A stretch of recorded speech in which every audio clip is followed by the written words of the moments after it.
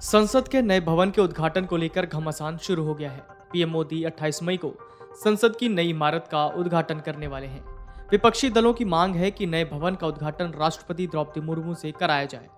विपक्षी दलों ने केंद्र सरकार पर राष्ट्रपति का अपमान करने का आरोप लगाते हुए उद्घाटन समारोह का बहिष्कार करने की बात कही है। नए संसद भवन का उद्घाटन राष्ट्रपति से कराने की विपक्ष की मांग के बीच मंगलवार को कई राजनीतिक दलों के नेताओं ने समारोह का बहिष्कार करने का फैसला किया। कांग्रेस सहित कई विपक्षी दलों की मांग है कि संसद के नए भवन का उद्घाटन राष्ट्रपति द्रौपदी मुर्मू से कराया जाए। संयुक्त विपक्ष भवन के उद्घाटन कार्यक्रम का बहिष्कार करेगा। कांग्रेस ने मंगलवार को कहा कि वो इस बारे में उचित समय पर उचित फैसला करेगी कि संसद के नए भवन के उद्घाटन समारोह में शामिल होना है या नहीं। पार्टी प्रवक्ता गौरव वल्लभ ने आरोप लगाया कि सरकार ने इस समारोह से राष्ट्रपति द्रौपदी मुर्मू को दूर रखकर उनका और पूरे आदिवासी समाज का अपमान किया है। उन्होंने कहा कि महामहिम राष्ट्रपति जो एक सामान्य पृष्ठभूमि से उठकर यहां तक पहुंची हैं, उनका अपमान क्यों हो रहा है? क्या अपमान इसलिए हो रहा है कि वो आदिवासी समाज से आती हैं या फिर उनके राज्य में चुनाव नहीं है? ये पूछे जाने पर कि क्या कांग्रेस इस समारोह का बहिष्कार करेगी, तो वल्लभ ने कहा कि उचित समय पर उचित फैसला किया जाएगा। तृणमूल कांग्रेस और भारतीय कम्युनिस्ट पार्टी ने कहा कि वो उद्घाटन कार्यक्रम में शामिल नहीं होंगे। टीएमसी के राज्यसभा सांसद डेरेक ओब्रायन ने ट्वीट किया कि संसद सिर्फ एक नई इमारत नहीं है, ये पुरानी परंपराओं, मूल्यों, मिसालों और नियमों के साथ एक प्रतिष्ठान है। ये भारतीय लोकतंत्र की नींव है। प्रधानमंत्री मोदी ये नहीं समझते हैं। उनके लिए रविवार को नई इमारत का उद्घाटन सिर्फ मैं खुद के बारे में है, इसलिए हमें इससे बाहर रखें।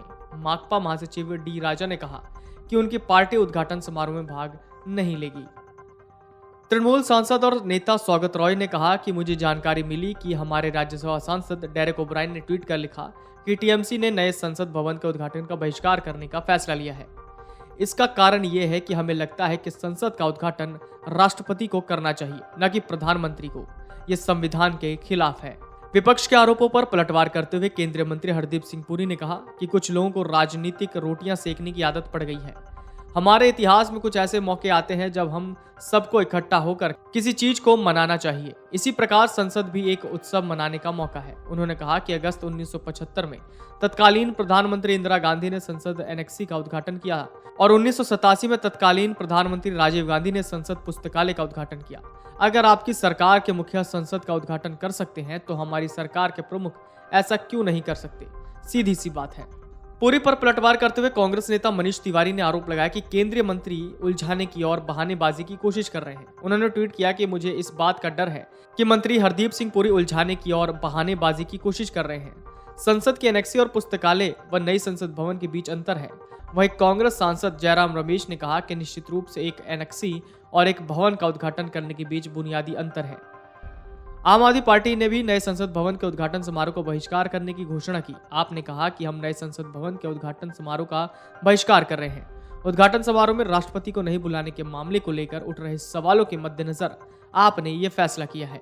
सूत्रों के अनुसार राजद, जदयू, डीएमके, शिवसेना, एनसीपी, सपा भी समारोह का बहिष्कार कर सकते हैं। एनआई के सूत्रों ने मंगलवार को कहा कि राष्ट्रपति द्रौपदी मुर्मू और उपराष्ट्रपति जगदीप धनखड़ 28 मई को नए संसद भवन के उद्घाटन के अवसर पर बधाई संदेश जारी कर सकते हैं। दोनों सदनों के सांसदों को डिजिटल और फिजिकल दोनों तरह से समारोह के लिए निमंत्रण भेजा गया है और समारोह रविवार सुबह 11:30 बजे शुरू होगा, जो करीब 2 घंटे का होगा।